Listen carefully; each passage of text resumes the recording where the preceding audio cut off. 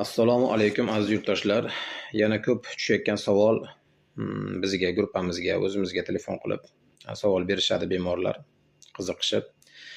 Asalari zahri qanday odamni davolaydi? Qanday bu kasalliklarga muolaja qilyapsizlar? Qanday shifo topishyapti bemorlar deb.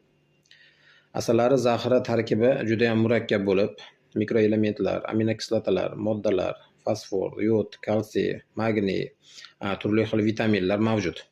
Shuning uchun juda ham ko'p kasalliklarga muolaja qilinadi, xudo xolasa. Effekti juda ham yaxshi bo'lyapti, natijalarimiz yaxshi.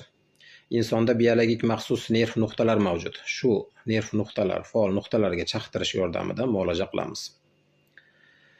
Organizmga asalari zahri tarkibi kiradi, butun vujudimizda aylanadi. Shuni evaziga qonga o'tilinadi. Qonga o'tilingandan keyin organizmda ko'p kasalliklarni muolaja qiladi, xudo xolasa. Har bir kasallikda o'zining nuqtasi bo'ladi.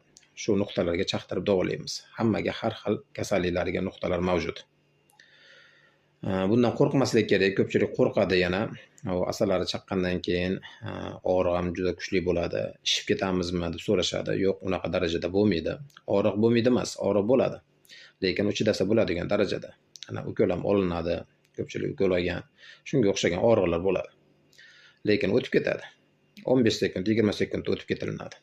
Unaqa shishlar bizda kuzatilmaydi. Sababi biologik maxsus nerv nuqtalarga chaqtiramiz asalarni. Shuning uchun, misol ko'pchilikda tushuncha borki, ko'chada ariq oladigan bo'lsa, qo'lini chaqsa, qo'li katta bo'lib ishib ketadi. Yo'q, unaqa shishlar bo'lmaydi. Shunday deb tasavvur qilishadi. Biologik maxsus nuqtalarga chaqtirganligimiz uchun unaqa shishlar kuzatilmaydi, xudo xolasa. U tomonlama ko'ngil to'q qilib kelinaveradi. Muolajamiz juda ham effektli, natijaviy bo'lyapti, xudo xolasa.